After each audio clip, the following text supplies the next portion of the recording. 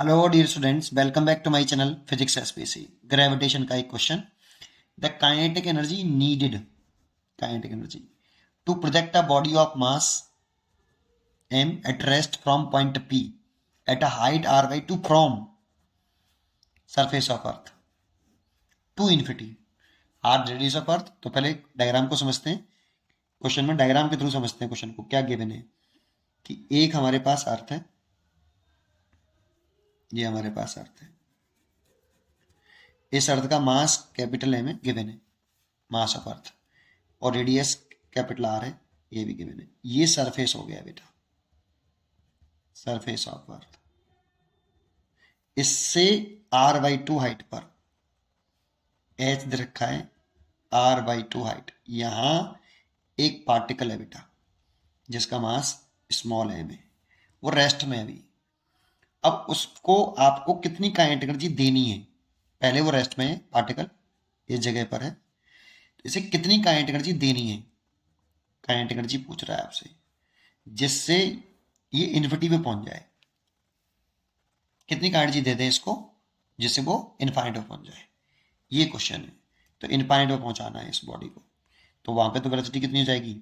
Zero. ये यहाँ पे कितनी का एनर्जी दें, दैट मीन्स कितनी स्पीड से फेंकें इसको जिससे ये इन्फिनिटी पे पहुंच जाए। क्वेश्चन ये है। अब क्वेश्चन में देखो, जब इस बॉडी को प्रोजेक्ट कर रहे हैं हम, तो इस पर केवल और केवल ग्रेविटेशनल फोर्स लग रहा होगा।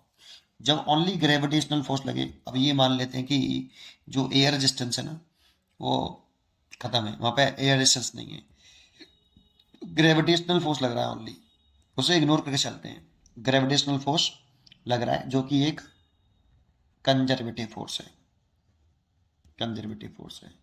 तो वर्डन बाई ग्रेविटेशनल फोर्स यहाँ पे जीरो नहीं होगा, बाकी के सारे जीरो होंगे, इसीलिए ये only. So mechanical energy conserve रहेगी, मैकेनिकल एनर्जी कांस्टेंट रहती है। यानी तो अगर किसी बॉडी पर केवल और केवल कंजर्वेटिव फोर्स लग रहे हो, उसी का वर्डन हो, किसी और का वर्डन ना हो, तो मैकेनिकल एनर्जी कांस्टेंट रहती है। अब मैकेनिकल एनर्जी, जैसे ये ए पॉइंट मान लेता हूँ, इसको बी, तो mechanical energy, kinetic energy at point A plus gravitational potential energy at point A is equal to mechanical energy, kinetic energy, energy के सम को बोलते हैं। Kinetic energy at point B plus gravitational potential energy at point B.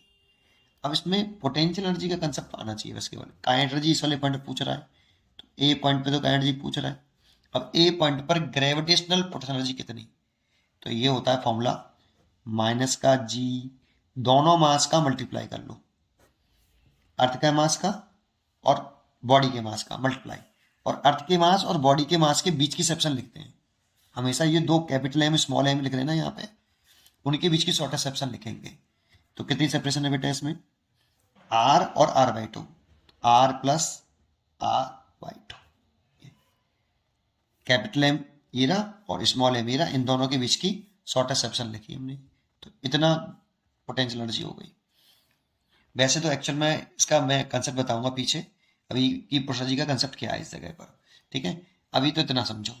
Is equal to kinetic energy at point B, last में बताऊंगा इस question के।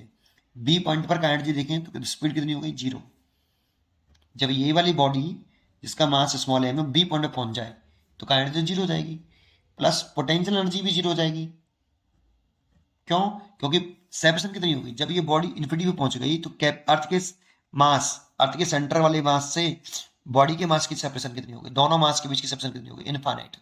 जब यहाँ इनफाइनाइट लिख देंगे ऐसे ऐसे, माइनस का G, capital M, small M, अब इन दोनों के बीच की सेपरेशन लिख दो जब ये बॉडी इन्फिनिटी पे पहुंच जाए तब। तो ये सेपरेशन कितनी होगी? ये वाली इनफाइनाइट।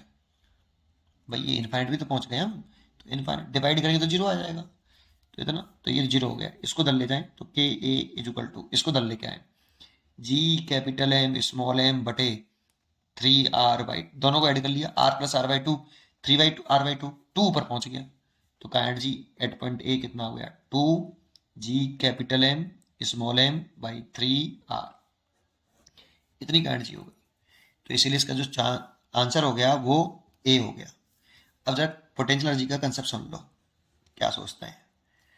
देखो पोटेंशियल एनर्जी का, कि किसी भी पॉइंट का पोटेंशियल एनर्जी निकालनी है, जैसे ए पॉइंट पे पोटेंशियल एनर्जी निकालनी है, तो जिस मास की निकालनी है, जैसे मास m की निकालनी थी, यहाँ पे स्मॉल मास m था, बॉडी थी, उसमें उस पॉइंट के पोटेंशियल का मल्टीप्लाई कर देते हैं। ये ग्रेविटेशनल पोटेंशियल है एट पॉइंट ए। तो आपको ग्रेविटेशनल पोटेंशियल लिखना आना चाहिए बेटा, ग्रेविटेशनल पोटेंशियल एट पॉइंट ए।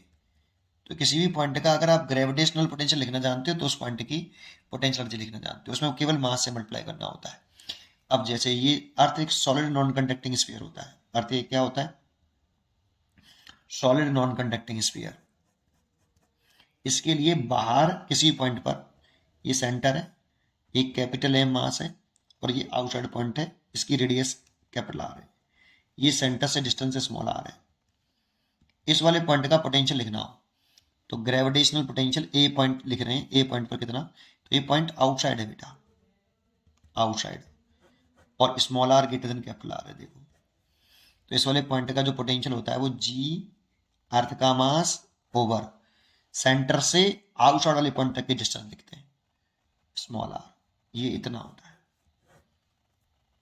और स्मॉल आर देखें, अगर इसे अर्थ के सरफेस से देखें, ये स्मॉल आर तो यहां से हो गया सेंटर से यहां तक, अगर हम इस अर्थ के सरफेस से इसे एच हाइट माने, ऐसे ऐसे एच हाइट माने, तो स्मॉल आर की वैल्यू कितनी होगी सोचो, ये रेडियस आर हो गई और एच ये हो गई, तो कितना हो गई आर प्लस एच। तो इसीलिए ये लिख सकते हैं हम इसमें G capital M over R plus H.